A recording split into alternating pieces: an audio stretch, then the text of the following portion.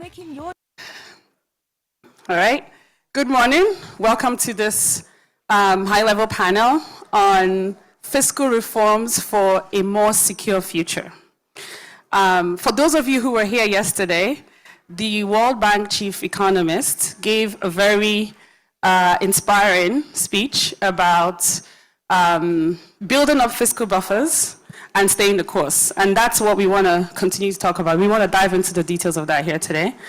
So I'm going to call up members of this very distinguished panel. We do have one person who's missing, the country director for the World Bank, but he will join us as soon as he gets here. So I'll start with your Honorable Minister, Wale Idun. Can you please join us up here? And also Dr. Edward Brown from the African Center for Economic Transformation. Thank you. I think right here is fine. Yeah, they didn't tell me. Okay. And we also have one person, this is yours. We also have one person who's going to join us online, okay? So the goal here, like I said, is we're going to start. She's online? Oh, great. Okay, so hi, thank you. Dr. Hanan Morsi, Chief Economist for the UNECA, Economic Commission for Africa. Thank you for being here with us today. Great. So look, we want to first set the stage, right? We want to start with the conversation here today is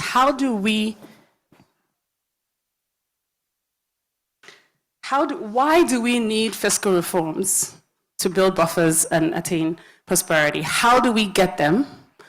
How do we sustain momentum for them in a context of social hardship?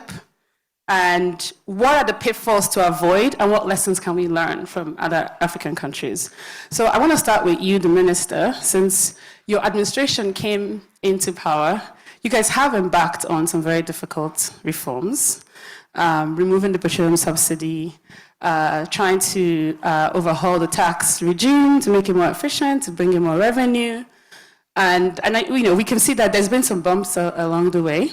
But can you just, first, let's set the stage. We'll talk about some of those problems, but let's set the stage about why are some of these reforms necessary? Thank you very much, Amaka, and I thank NESG for giving me this opportunity. Let me just very briefly congratulate NESG, Ni Yusuf, the chair, and the CEO, Tayo Aduloju, and of course,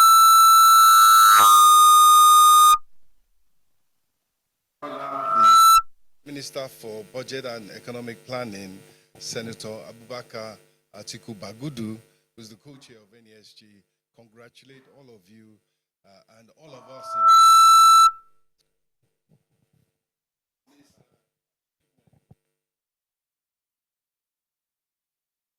And I'm sure more is to come in the future, and I'm sure the effort will be sustained. Why? June 23, Nigeria had falling oil revenue, relatively low oil revenue. Oil production was about 1.2 million barrels per day. The foreign exchange situation, there was an illiquid market and lack of supply of foreign exchange to obviously drive the economy. And thirdly, of course, government at all levels had constrained revenue. And then you had a burgeoning budget deficit, a ballooning budget deficit, already over 6% of GDP. So clearly, you could call it some kind of equilibrium, but it was totally misaligned and it was unsustainable. So that is the fundamental reason for the reforms. They were necessary and they were urgent. And of course, we all know what they were, the key reforms in terms of the macroeconomy. On the monetary side, my friend, my brother, the governor of Central Bank did what he could to basically correct a very, very inequitable inefficient and non-functioning foreign exchange regime. And of course, we know what has been done on the fiscal side, particularly to rebuild government's finances, and basically to save the country 5% of GDP, which was basically going to a few people and benefiting people abroad at the expense of Nigerians. Can we get another microphone up here, please? Thank you. Because mine is not working. Thank you very much. So can we go to Dr. Morsi? Can you help us set some context here, if you're still there? Yes. What are some of the, before we get into how to do it and how to do it sustainably, what are some of the kind of best practices for doing fiscal reforms, and why are they necessary from your perspective? Thank you very much. It's a pleasure to be with you. Why is it important? Because this is the way that we can actually, if designed correctly, create the resources and the policy space to invest in what matters for economic growth, prosperity. Saka, we need to get your audio up. IT, can you guys please help make sure her audio is higher? All right, you can go ahead while they're working on it. Yes. Thank you. So that's why it's really critical to ensure that we have the sufficient resources to invest in activities that create growth and basically invest in issues like in education, in health, in climate action, in social protection. So how the fiscal reforms are designed and implemented can determine how successful you would be in carrying out these ambitions. And we've had, a number of examples, for example, of countries that have taken measures that have worked. So perhaps let me, give a few examples. For example, in terms of countries that managed to leverage technology to broaden the tax base and enhance compliance. We had Rwanda implement electronic tax systems that help them in this regard. We've seen countries that implement VAT reforms that happened in many countries, such as Kenya and Uganda, where this was implemented and it helped improve the revenue collection efficiency and compliance. We've seen also countries that worked on improving the non-tax revenue through strengthening mobilization of these revenues through better management of natural resources. And we have seen this, for example, in the case of Botswana, and how they used the revenues from diamonds in that regard. We've also seen countries work on successfully in strengthening budget processes through medium-term expenditure frameworks. We've seen that in Tanzania and Ghana. We've seen also successful elements in terms of implementing integrated financial management systems, and that really helps in efficiency and transparency of how public management is done. And we've seen that example done in Mauritius. There has been also successful experiences in terms of civil service reform in countries like Botswana and Namibia. And then let's perhaps shed light on what are the things that have not worked. And here I would say a few very important things to pay attention to is when the fiscal reforms are done, we need to focus not just on the numbers that we need to reach in terms of increasing revenues, but how we go about doing them. There can be sometimes tendency to increase the tax rates on, in the existing structure. And some of these taxes fall on the few that are already paying, rather than expanding and broadening the tax net and the tax base. So how these reforms are done really matters. Then the other issue that has not worked is having rather complex tax systems. There is, this complicates compliance, and a number of countries actually simplification of the tax system becomes necessary, and reducing, the number of exceptions, tax exemptions, and all that helps. The other issue that is important to pay attention to that has not worked is the issue of having incentives, tax incentives that are not tied to performance. And this is an area really that there can be a lot more done about it, meaning tax incentives to businesses that have not been tied to the performance of these businesses. For example, how much jobs are they creating? How much exports are they creating? How much are they investing in the country? So there need to be a reflection on the cost of these tax incentives and the returns that the countries have achieved from them. And here it's very beneficial to have more rule-based incentives rather than discretionary ones, because it really helps assess what has been the performance. And we've seen that, for example, done in Asian countries where incentives to companies were tied to their performance over a specified time frame. So that's also another element. And the a final point that I want to say on that, but a very critical one, is the need for a lot more communication when you're deepening resource mobilization and taxation in terms of how does this help the public. So where are these revenues that you are collecting going for? So if you want to expand the tax base where you are increasing, for example, property tax, how, showing how these revenues are going to contribute to investments in infrastructure, in schools, in the same areas, help raise the awareness, but also the compliance of the public to these type of efforts. So these are really some of the things that can be done that would make a huge difference.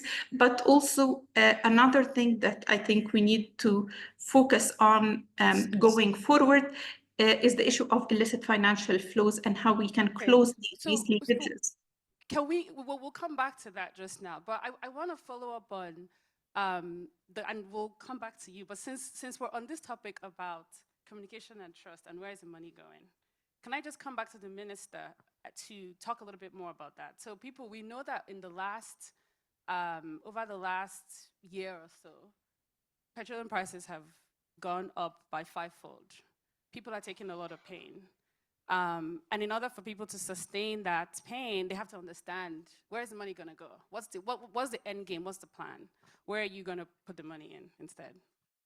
Thank you very much. And I do thank Dr. Morsi, but everything she said basically is on the front burner in Nigeria. And I think when they come to write the story, you'll find out that what was done in Kenya, what was done in Botswana, and so forth, we are actually implementing right now in Nigeria. And of course, on the issue of communications, whenever you're told you don't communicate enough, you have to hold your hands up, go back to the drawing board, and the issue of communications is at the forefront of our thinking to ensure that we communicate exactly what we are doing. We have a accelerated stabilization and actualization plan being put together by the public and the private sector.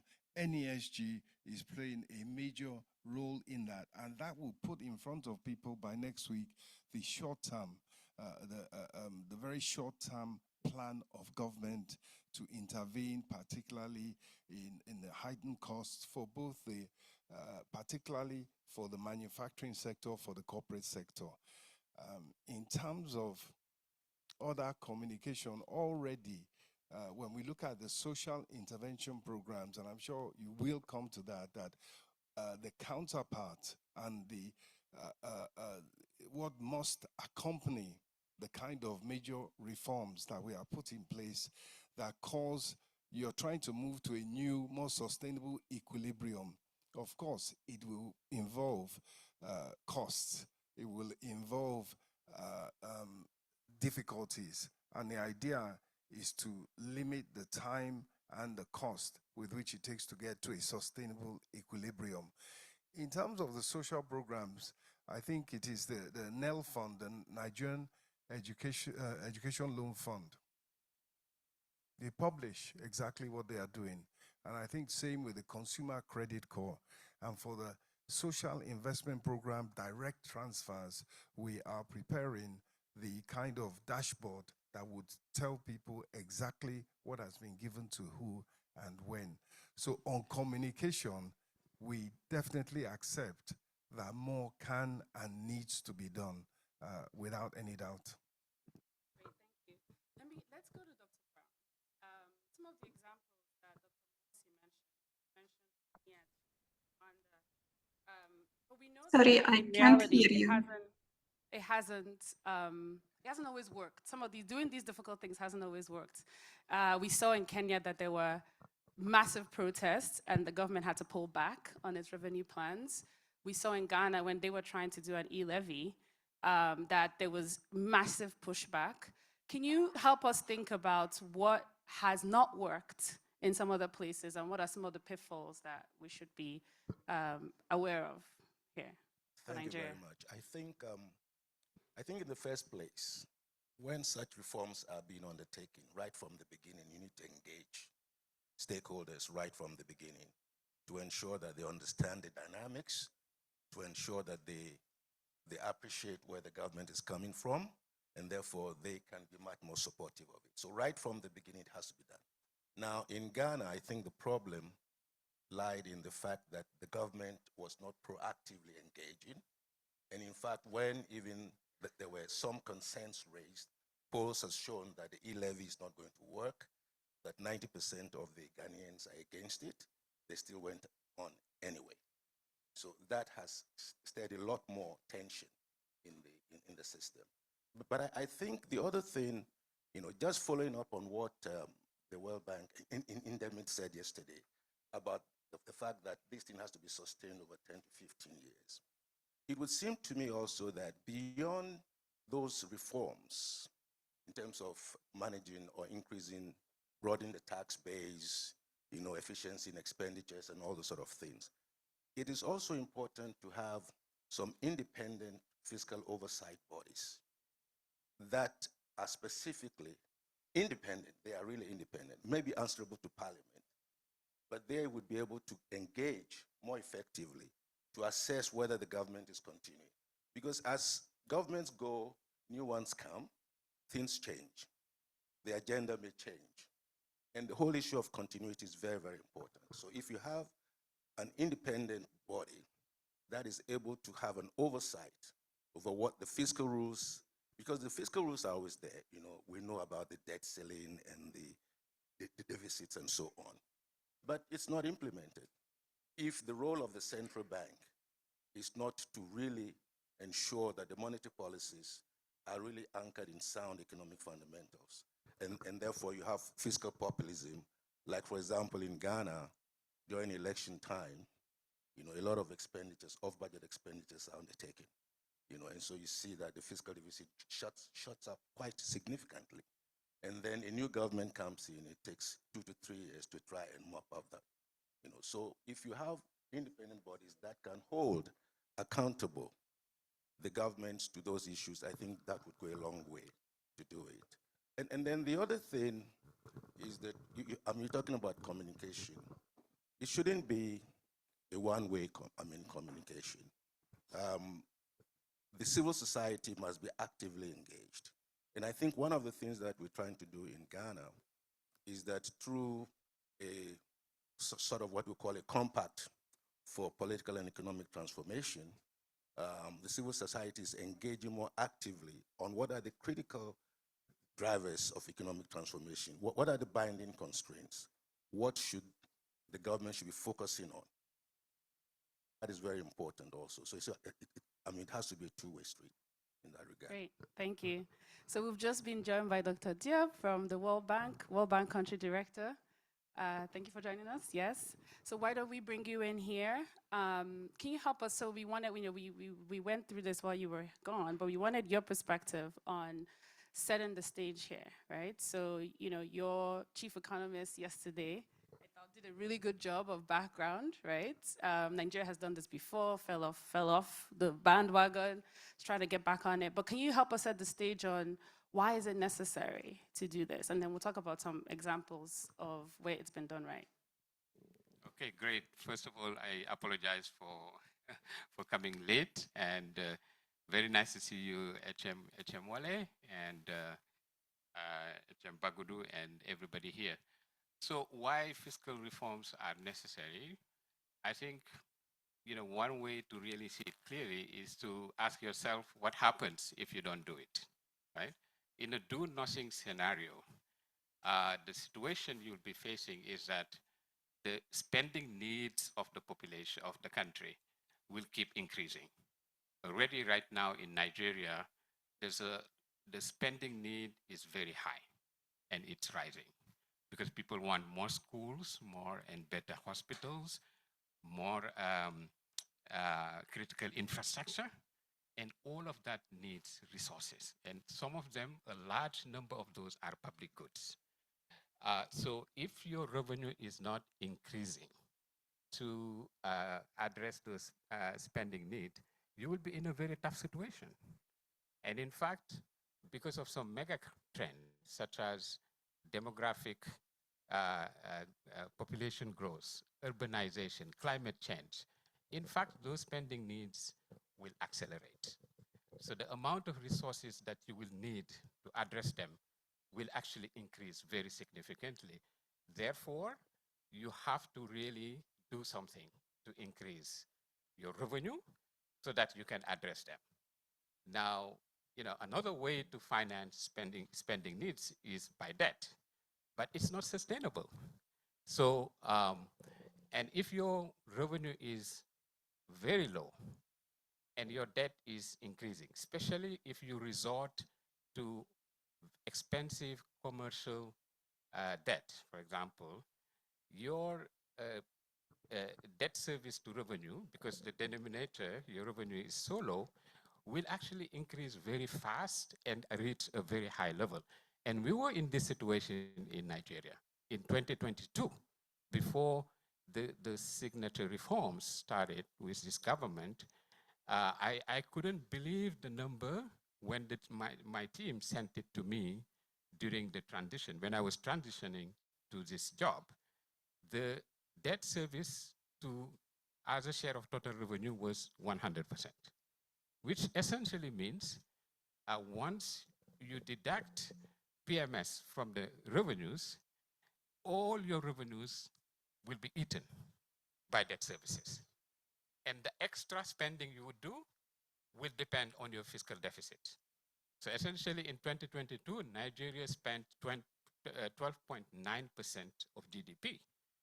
But out of that, revenues financed only 7.6% because revenue over GDP was 7.6%.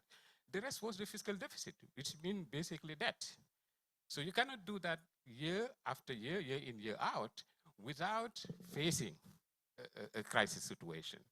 I think this is really why it is important, but fiscal revenue is not just, fiscal reform is not just about the revenue, it's also about the expenditure side. So once you collect more revenue, the other part of the equation is how do you spend it better? And how do you spend it to address those needs of the population? And I think that's why also it's quite important to focus on the expenditure side. Very good. And I think that's also a good segue to come back to the minister. Again, when we talk about communication, I think a lot of this is kind of hammering on people how the money is being spent better. is also part of that, right? So can you tell us a little bit about what you are doing, what your administration is doing to plug leakages, be more efficient in spending? Tell us more about that. Thank you. Thank you, Amaka. I think that's the very first place to start. I mean, this time last year, we still had elevated interest rates around the world. We had a tightening of funding, particularly concessional funding. In fact, the flow was the other way. There was more being paid to the multilateral development banks than was being received in help and funding from the developing world, which meant the number one place to look was inwards, domestic resource mobilization. That's where the government started. By the first half of this year, revenue was double in terms of aggregate government revenue was more than double. And that was achieved by applying technology very, very robustly. I think you've heard about what is being done on the tax side in order to rationalize taxes, make them more efficient, and stop them being a negative incentive to business to invest. But in particular, on the government's own revenue, we've applied technology in a way which essentially reforms the civil service. Rather than waiting for compliance from government earning ministries, departments, and agencies and government companies, we looked at what the rules and regulations were, how much a company was allowed to spend of its revenue, and then how much of a surplus it had to provide to government. And at 11 a.m. and 4 p.m. every day, that figure that is due to government, we take it automatically. That's the power of technology. Likewise, on the expenditure side, we made a system that when a ministry or a department or a department, for example, wanted to spend, they would do the procurement of, say, equipment or even a contract. They would do the procurement, and then the funds would go to the ministry to then deliver to the counterparty or the beneficiary. We got approval to implement a system which is currently being implemented where the third parties are paid directly. So once the ministry has procured, the payment is to go directly to the supplier, the consultant, the contractor, etc. And that is going to be a new era in terms of the efficiency of government spending. Just follow up on that, because when people hear you say revenue has doubled, what a lot of Nigerians would think, okay, so where's it going? So just a quick, what are you able to do today that you wouldn't have been able to do before? Are you borrowing less? Are you printing less money? Can you just help people understand where is the money going? Well, there are two issues there. I think we'll come back to the borrowing, as the country director said. Borrowing has to be sustainable, and you only borrow when you have to, and of course you must do it sustainably. But in terms of government spending, clearly government has had, as we have heard, to undertake necessary but relatively difficult reforms that have had an effect on the cost of living and the cost generally, cost for industry, cost for agriculture, and of course, personal costs of individuals. And it was the commitment right from the start. And I think anybody would advise that also, that in implementing these necessary reforms, the poor and the most vulnerable should not be left behind, should not be left to their own, should not be left alone to cope. Instead, it has to be the richer, the stronger in the society that have to bear the brunt of that adjustment.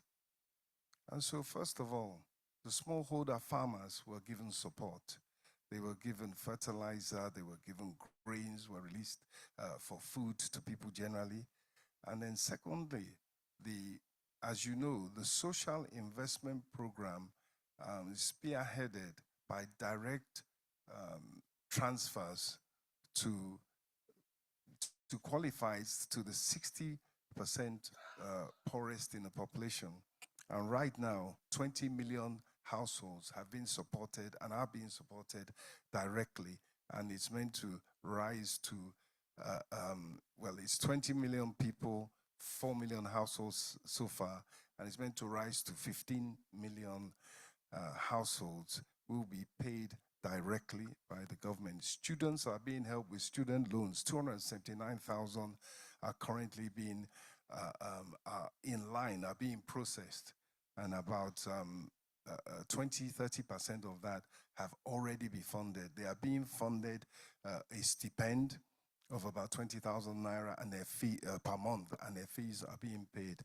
Likewise, consumer credit is being provided to the to workers so that they can afford everything from maybe household goods or even conversion of their cars, kits to convert their cars to cheaper, cleaner CNG fuel, and so on and so forth. There are a whole plethora of social investment interventions on which the funds are being spent.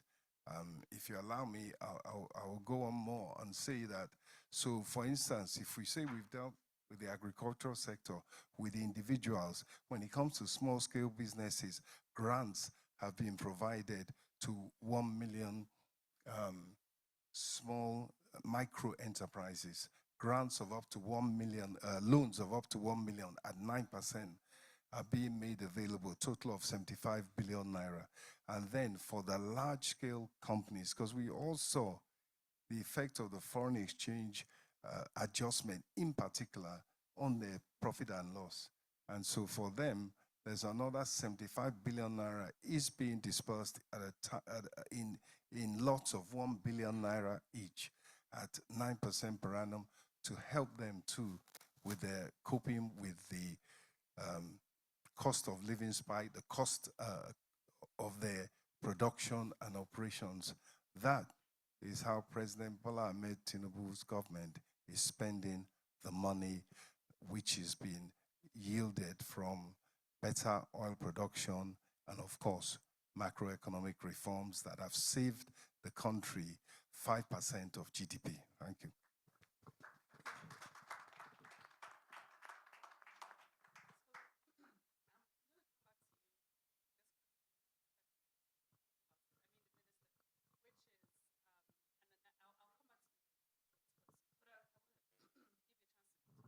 It must be very tough for you to give me time to prepare for it.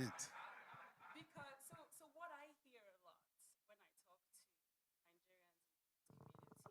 community, they say, look, this is very I can't hear you at all, the moderator. okay. Can you hear me now? Yes. Yes. Okay. So I said I'm giving the minister a question that I want him to think about. So we'll come back to him on it, which is one of the things I hear a lot when I talk to people in business communities is that they see the pain that we're taking. It's not yet clear to them what the big picture vision in terms of the theory of change is. So you've just listed a bunch of kind of very specific projects that the government is doing. But how does it all fit together? What's the plan to drive non-oil exports, which is the way you would then grow revenue more sustainably over time, once you've plugged all the gaps that you're plugging now? And I think that's one of the things that they're not hearing. What's the big picture plan for growth? So we'll give you some time to think more about it, but I want to go to Dr. Diop, and then also we'll come back to Dr. Morsi on this. But how does it, first, two parts to this question. First, how does it look from your perspective? The minister has given his perspective on revenue has increased. You're a multilateral organization, you're tracking some of these things, you're helping Nigeria think through it. What does it look from your perspective in terms of, do you see that there are things Nigeria is able to do or will be able to do with, having removed petroleum subsidies that they wouldn't have been able to do before? And then also, Then we'll segue into talking about what are some specific examples from other countries that have gotten this right and what did they do. So we'll start with just your perspective on what's the metrics looking like from your perspective as the independent. Before you came in, Dr. Brown said you need an independent check to think through this. So what's your perspective? Do you agree that revenue is rising, and what are they doing with it? Thank you. Thank you very much. So revenue is increasing quite significantly. We are looking at the data, and actually my team here has been doing a very good job at collecting the data and reconciling the data from different sources. And what we are seeing is a very significant increase in revenue. It is not surprising for 3 reasons. Number one, the FX reunification has a direct revenue implication. And that is a very large amount. Prior to the reforms implemented by this government, the revenue collected in US dollar were remitted at a lower exchange rate, below market exchange rate. Now, with the reunification of the exchange rate, suddenly using a market rate boosts revenue to a great extent. And we are talking about very large amount, bigger than the PMS subsidy. The second key source is the PMS subsidy, which we project for the rest of the fiscal year to increase very significantly because of the removal of the subsidy. And the third factor is some reforms that the HM Wale alluded to. Those reforms, such as using digital e-payment, e-filing, and reforms to increase tax collection and tax compliance are bearing fruit now. We are seeing revenue increasing as a result of reforms that some of them have started actually before this administration. They were started 2021, 2022, but we are seeing now the effect of those. So because of those 3 reasons, the data we are looking at show clearly a very significant increase. And in fact, last year when we benchmarked Nigeria, it was one of the lowest revenue to GDP in the world, in the maybe bottom 5. The projection now is that revenue to GDP is projected to increase from 7.6% to 10.5%. More than 3 percentage point increase in 1 year. It's unheard of. Frankly, we've been working on these issues across the world in many countries. Often when you do reforms and have 1 percentage point, you're very happy because it takes time to really increase revenues. On the expenditure side, the World Bank is supporting the rollout of social assistance. And I've seen firsthand how much effort is being deployed to really reach vulnerable households. Nigeria has built a social registry that includes 19 million households. That's about more than 60 million people. And the target is to reach 10 million households in the near term.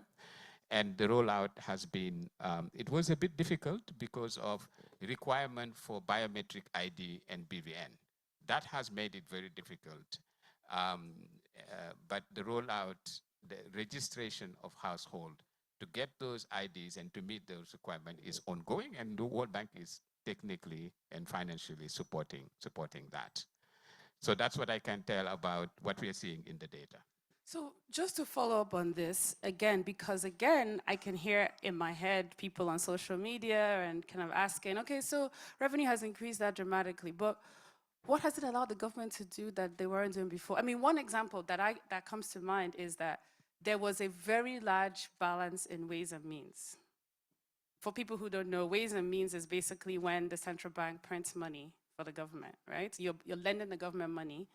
Over the years, when Nigeria didn't meet its revenue targets, often what it did was print money, right? You're looking at the numbers. Have you seen a reduction in money printing, which obviously is inflationary. And is that one of the results? So I don't know, I don't want to, it's not supposed to be a leading question, but I'm just asking, are you seeing any change in this administration's approach to printing money? Yes, we've seen oh, it's okay. Okay. I'll ask you, and then I'll ask him Okay. as well too. Yeah, I'm looking at the data, and I can tell you what we see, what we're seeing. But you know, Thank you very, very much. Yeah, the question is mine. I mean, the World Bank are our partners, and we value. And I must take this opportunity to really thank the World Bank in particular, the way they have looked at our reforms and felt that these are that we're going about it the right way, and they have helped us, particularly with the direct payments to the poor and the vulnerable as identified on our social register. But you know, the big picture is this, and I think from the answers you're getting, and even from what Dr. Morsi is saying, that we're almost ticking every box. Nigeria, President Bola Ahmed Tinubu has changed Nigeria for the better, and it is succeeding. I mean, you're asking about the deficit down from 6.1% of GDP, which is going to crisis stage, right now to about 4.4 by the last data, and we expect it to go lower. Not that we don't have to borrow, we have to borrow, and we take as much concessional financing. For example, 40-year money at 1%. We take as much of that as possible and limit our borrowing to in fact, you know, we have even basically extended our range of funding by issuing a domestic issue of a dollar bond, which we raised domestically that means from Nigerians in diaspora and Nigerians in Nigeria who have savings abroad. So we have started by looking for charity at home rather than abroad. But the big picture is this. And we'll continue. It's not just a one-off. We're going to continue to harvest Nigerian money and saying to Nigerians, this is the program of President Bola Ahmed Tinubu.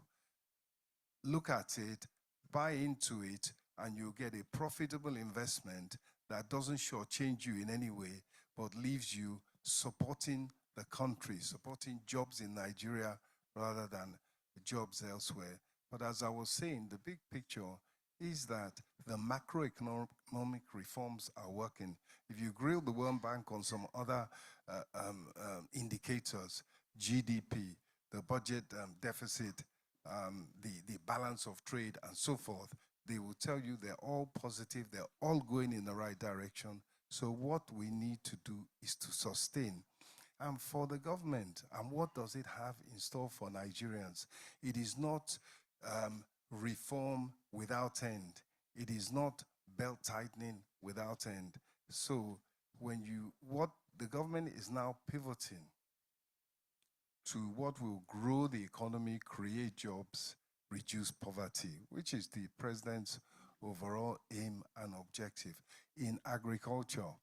Apart from ensuring by diligently working in particular with the African Development Bank at this particular moment and other development partners to ensure that what remains of the wet season harvest with climate change, the wet season has sort of moved slightly, as well as the dry season harvest is successful, does produce bountiful food, which will reduce the cost of food and make it more available and affordable and bring down the rate of inflation, because really food is no longer really part of the core inflation. It's 50% of the index, but it's varying so much. So it's almost ready to be classified as non-core.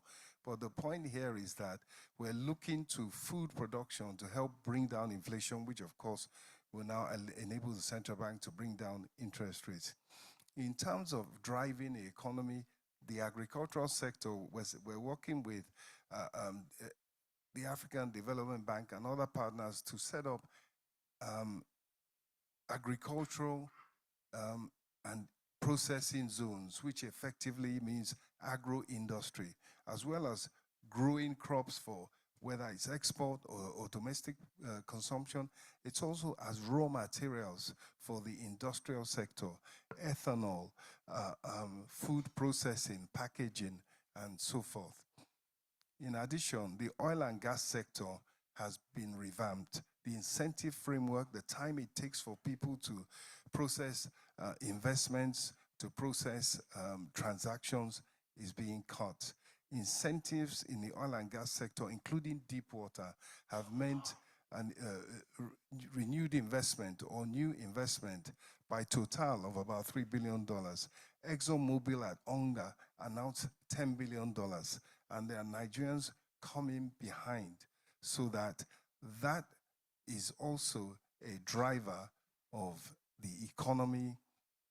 The first place to look for foreign exchange and government revenue is the oil sector, and we are looking at and being promised by the operators in the oil sector, particularly the government, was 2 million barrels per day. And of course, that will make a tremendous difference. The other areas are manufacturing. Just last Saturday, I was with a major manufacturer. And of course, I think we've reeled out a whole range of incentives, excise tax, withholding tax, VAT, and so forth, for the manufacturing sector to help employment and to help them with their costs. And he said they're now ready, having looked and followed the reforms for over a year. They're now at the stage where the environment is now conducive for them to make $1.2 billion worth of investments across their companies. And of course, they said these are the specific incentives that they would want, including cheaper funding. And so the question, the statement was made earlier that, look, you cannot and should not incentivize on an ad hoc basis. Everything they ask for, we have it in the program, including 9% funding to a limited extent for large-scale industry. And then finally, no, because you asked me to say, what does the government have in store for Nigerians beyond macroeconomic reform? And I'm saying it is growth and jobs. Finally, it's the housing sector. We are implementing a mortgage scheme that will give near single-digit financing for probably upward of 25 years. And it is a skill. And I remember, Amaka, once when I said to you that we will rely on the private sector, their ideas, their capacity, and their resources. Maybe I didn't explain it well, but in partnership with the private sector, we are delivering mortgages for Nigerians that will spark a construction boom. That's our plan in the housing and real estate sector. And I think we all know what that value chain is and what it can do to jobs, what it can do to growing the economy. So that's a snapshot of what we have in store. Thank you. Okay, great. Thank you. So I want to spend a little bit of time thinking about how other countries, some specific examples from what other countries have done well and wrong. And so I'm going to bring in Dr. Brown and Dr. Mercy on this. But before we go to that, very quickly from Mr. Diop, also, if you want to give us the survey. Okay, so the NESG team wants to do a survey on, can you guys project it? On kind of the audience's thoughts about the ideal approach to fiscal consolidation and debt sustainability. So if you scan that barcode with your phone, you will get the questions and you can submit your answers, okay? So please, thank you, just do that and we'll continue with the survey as that's going on. We'll continue with the conversation as that's going on. So again, just really quickly, so again, it's not because, you know, a part of the challenges that a lot of African countries face when they do these fiscal reforms is lower trust because of years of lack of investment, right?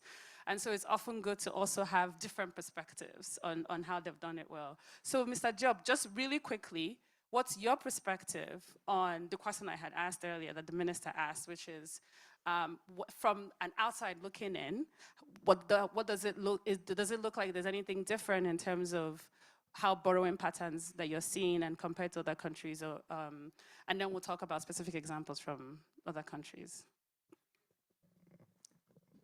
So, yeah, I can talk about Very quickly. I Yeah. can talk about the example of one country that comes to mind Yes. that I'm very familiar with is Indonesia. Yes, we Yeah. talked about that. Yeah. So first of all, similarities. Indonesia is very similar to Nigeria in many ways. Same similar population size, a large place of commodities in the economy. It's also a country that has oil and gas and mining and so on, and that plays a big role in the economy.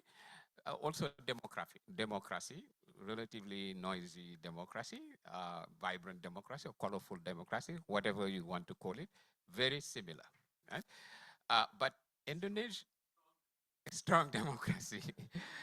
But Indonesia is a story in contrast with Nigeria today. And I will explain why. If you look at Indonesia's indicators, economic indicators and fiscal indicators, they are much better than Nigeria today, right?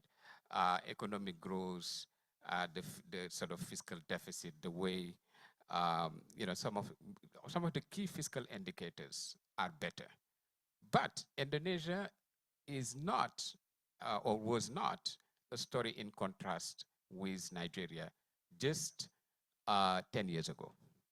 When we, myself, but also members of my team here, Alex Sienat, who is here, was there, as well as Bertine. We were all there trying to help the government to really embark on ambitious and bold fiscal reforms.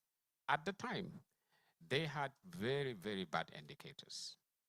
The fiscal deficit was high, the current account deficit was high, and in fact, JP Morgan tagged Indonesia as one of the fragile five, because whenever we had the Fed tightening or some uncertainty in global market, the exchange rate would depreciate very, very fast because of sell-off. People were not very confident about the economy of Indonesia. And one of the reforms that we helped them on, we supported Indonesia on, was actually very similar to what this government did last year, which is the removal of PMS subsidy. So Indonesia in 2013 had $24 billion spent on energy subsidy. And with the arrival of the, again, striking similarity, they removed the subsidy when the new president, Jokowi, arrived in 2014. In fact, before inauguration, we had this very interesting meeting with the vice president-elect and two members of his team, and then the World Bank. We made a presentation, and what we said to him at the time was, we're really, really sorry, but you will not be able to meet the promise of your campaign, because President Jokowi campaigned on the promise of closing the infrastructure gap. At the time, Indonesia had a huge infrastructure gap vis-a-vis the rest of East Asia. Closing the health gap. Indonesia had one of the worst indicators on health because the government didn't have much money to spend there. And the amount of subsidy, which was $24 billion, was bigger than health, social protection, and infrastructure combined. So we presented that to the vice president-elect and said, sorry, you don't have money. So the only question he asked was, what should we do? We said, well, all your money is locked into this PMS subsidy. You have to move it from there to here. And then he called the president, came back in the room and said, when should we do it? So we said, you have to do it within the first 3 months of your presidency, because international experience shows that it's not going to be easy to do it if you don't do it right away. And actually, my country director, who was next to me, said to them, I said 3 months, and the country director said, well, Njame is too generous. You have to do it your first month. Otherwise, it's not going to happen. And that's what they did. So they removed the $24 billion and moved it to education, health, social protection, infrastructure. Now, there is one issue to mention, which was very important. The minister himself was not very sure that that money will be effectively allocated to those areas, because when we talk about fiscal policy, there is an ecosystem. It's not just the Minister of Budget and the Minister of Finance, you also have the Parliament. And you have other players in the fiscal system that could actually derail the intention of the government. So he asked us, how can we lock in the reallocation of these resources to these areas? And we came up with budget support, a large budget support, which was a 3-year series, in which conditions that we imposed were that the money should be allocated to education, to health, to social protection, and to infrastructure. And that's how the minister negotiated that with the other stakeholders in the system. Great, that's a very good example. So I want to bring back Dr. Morsi, and then we'll come to Dr. Brown. Are there any, and we're running out of time, so try to keep it short. Any similar specific examples from a country that has attempted similar reform and just focus on what they did right or what they did wrong that has parallels to the Nigerian experience? Yeah, I think earlier in my earlier intervention, I've already mentioned a number of examples in different areas. Let me just comment. I think there are really some very promising areas that are included in the latest reforms that Nigeria is implementing and that have been highlighted by the minister in terms of looking at efficiencies in subsidy system and eliminating inefficiencies, in terms of focusing on an effective social protection program, in terms of also reviewing the tax system, whether VAT or income. So these are all very important steps, and including use of technology in the right direction. I think some of the elements perhaps that I would say I have not heard yet, and I think perhaps worth looking into or considering based on the work that ECA has been doing and the discussions we've been having with member states, are issues related to curbing of illicit financial flows. And this is one of the things, of course, that is being even discussed in a broader way with the UN Tax Convention, and Nigeria has been very active and also in that group that has been negotiating on this. But it's really important for African countries to reduce these leakages in terms of the profit shifting and tax-based erosion and avoidance and all that, trade misinvoicing. And it's one of the areas that would be important and can be advanced in terms of enhancing revenues. So I would suggest that this is one of the areas that need to be taken forward. Another area is and it's also very relevant, the issues of taxing of international digital companies and how you can improve the tracking and the revenues that comes from it to have the infrastructure necessary to be able to rightly get taxation for activities that happen within your own jurisdiction. So these, I think, are two of the areas I would say, in addition to all the great, elements that we've heard, that would be useful to also consider, perhaps going forward, and what can be done to enhance sources of revenues from it. These will be, quite useful, but some of the things that I would say to avoid, and I think some of our the earlier speakers referred to, is taxes that would have negative impact in terms of what you're trying to do. So, for example, taxing mobile banking or digital services that would basically go against your objective of having more connectivity in enhancing the growth of the digital sector, all this. So in designing the taxation, it's very important to look into these issues, not just what it becomes in terms of revenues, but what is the impact versus the long-term objective. Great, thank you. And can we end, just to end with you, with Dr. Brown, any sort of final words on what to avoid or what to really focus on? Hello? Sure, I think, yeah, thank you. I think the minister had raised a number of important activities they are undertaking, particularly in trying to grow the private sector. And we at ASSET, we have an index called the African Transformation Index, which basically tracks countries' economic performance over time. And to the latest one that came out, Nigeria wasn't performing too well, particularly on diversification in the non-oil sector. And I think what the minister is now addressing by providing support for the manufacturing sector is going to help to push the needle a little bit more.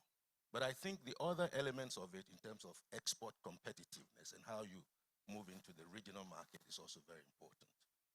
Then perhaps one other element I would hope the Minister of Budget and Planning is going to be undertaking is how do you improve productivity, because that is critical, So in terms of technological upgrading, but also in terms of skills, and how you do that is going to be very, very important. Because in the long run, all this would have to affect the human well-being, and perhaps focusing on also how you integrate more female and formal sector employment in order to ensure that you improve the well-being of the society in general. So that index is there. It came out in 2023, but we'll do another one in 2027 or 2028 because transformation takes time. But I think Nigeria is on the right path. The issue is how do you sustain it in order to ensure that you move that needle.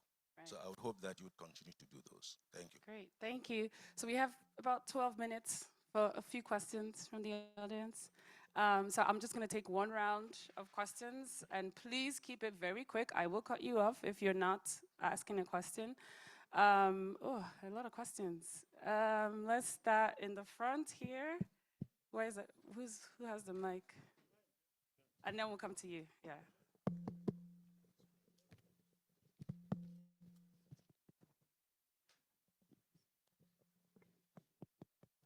Please make it very, very quick. We don't have a lot of time. Yes, my name is Kaidi Akintemi, Managing Director of News Central Television. Honorable Minister, I listened attentively to your responses and I did not get any clarity on where the money is going with regards the improved revenue take-in. Help me understand, and not the Nigerians, help us understand what this government is doing in agriculture, which we have heard 1,000,000 times is supposed to help take Nigeria beyond oil. And a very short second question, also to you, sir. A panelist said yesterday that the government needed to show good faith by leading by example. Is the government listening, and which areas should Nigerians expect to start seeing plugging of holes and tightening of belts so that we can see less wastage and possibly begin to see ministers looking very lean as a result of them tightening their belts? Thank you, sir. Thank you. Next question, please. Make it quick. Thank you very much. My name is Chijoke Ekechukwu, Vice President, Abuja Chamber of Commerce and Industry.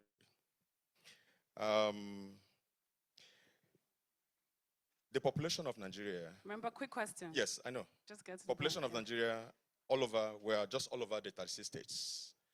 And that's where people are domiciled. Many times we listen to federal government. What's the position of the state governments in all these discussions? Because that's where the people are domiciled. Number two question is to the minister. Sir, are you satisfied with the fiscal discipline at the National Assembly? If you're satisfied, we'll be satisfied. All right, I'll take question from Nicholas right here. Mike?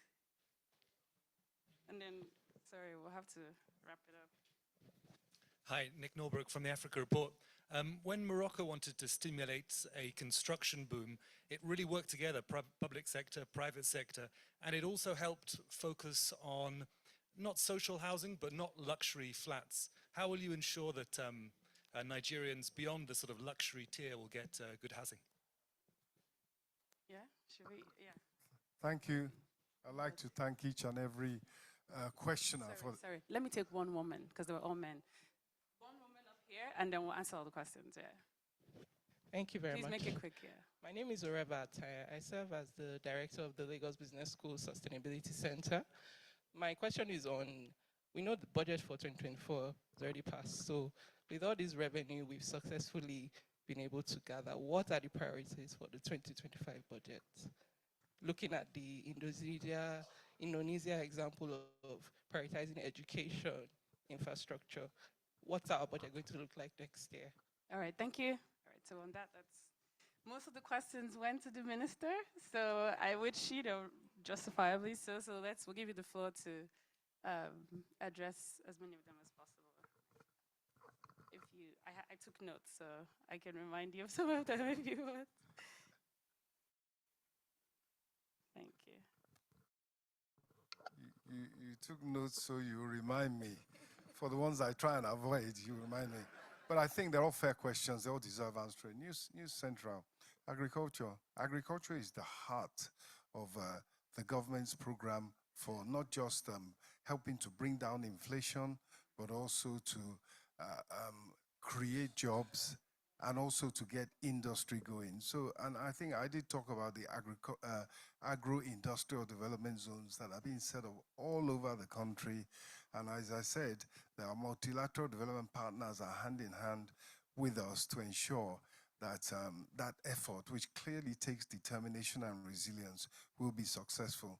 In terms of food production, I didn't want to take you into the nitty-gritty of what we are doing to ensure that the fertilizers, the seeds, and also the help with mechanization in the very short term are provided. So we have a very good dry season harvest. Wheat planted from November, rice planted from January, February. That is our key emphasis at the moment in the agricultural sector. And of course, we have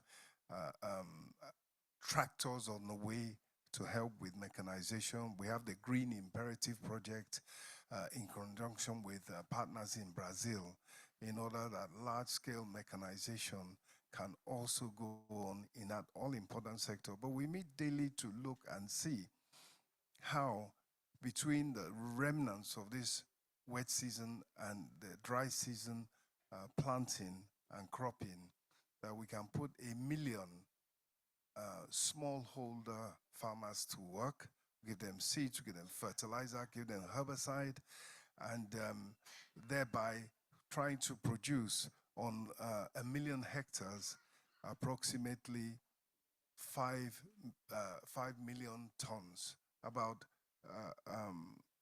an output of 5 tons of grains of food per hectare.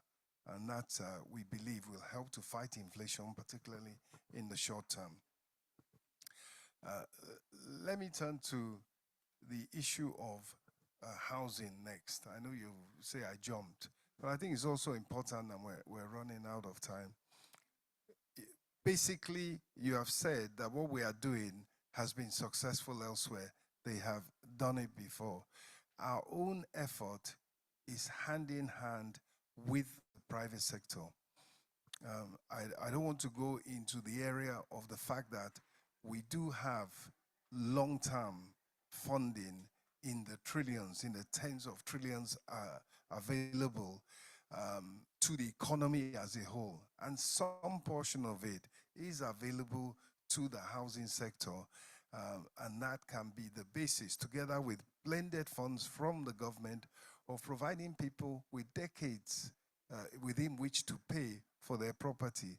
And as you know, in Morocco also, what that does is it ignites a housing and construction boom with developers who will borrow, put in their equity, and construct over a year, 2-year period, knowing that at the end, or even before the end of that construction, there are people who have mortgages that are affordable and gives them enough time to pay, who are ready to take up those properties.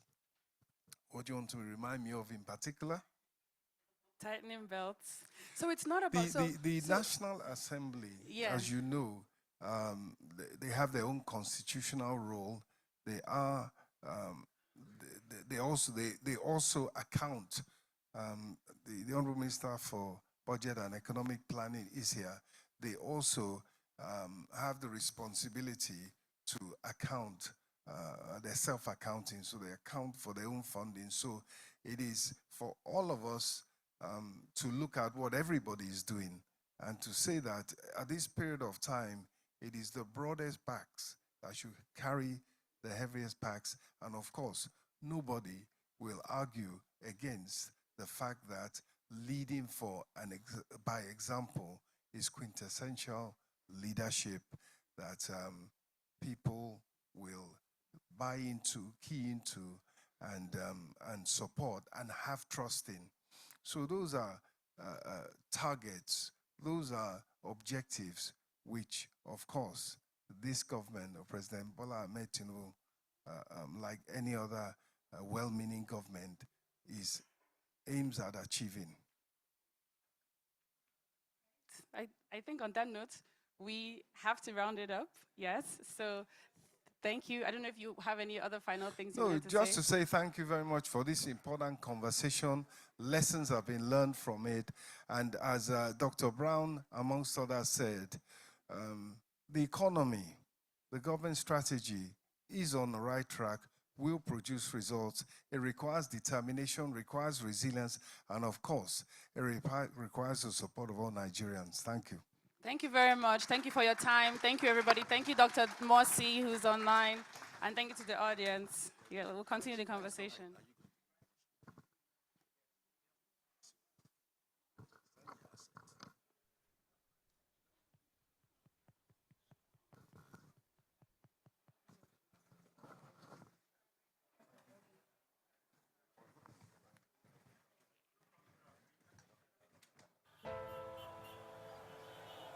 The 1990s in Nigeria were The 1990s in Nigeria were a time of economic uncertainty. The oil boom had faded, and the country faced a future clouded by debt and inflation. It was against this backdrop that a group of visionary Nigerians came together, determined to chart a new course. In 1993, the Nigerian Economic Summit Group, the NESG, was born. Led by the indomitable chief Ernest Shonekon, the NESG brought together business leaders, academics, and policymakers. Their mission: to foster open dialogue and propose innovative solutions. The 1990s in Nigeria were a time of economic uncertainty. The oil boom had faded, and the country faced a future clouded by debt and inflation. It was against this backdrop that a group of visionary Nigerians came together, determined to chart a new course. In 1993, the Nigerian Economic Summit Group, the NESG, was born. Led by the indomitable chief Ernest Shonekon, the NESG brought together business leaders, academics, and policymakers. Their mission to foster open dialogue and propose innovative solutions to the nation's economic challenges. The annual MESG Summit became a landmark event, a platform where critical